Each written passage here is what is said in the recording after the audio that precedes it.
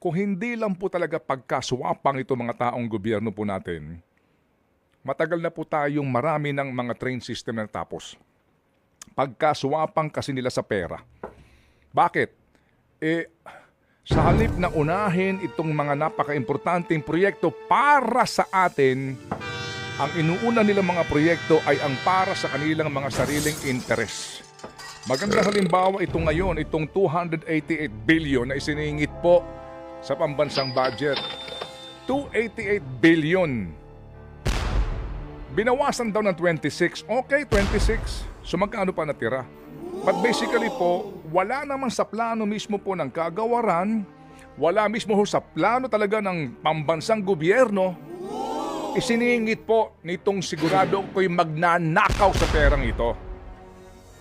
Pinipilit nila dahil dito po sigurado ang kanilang kitaan.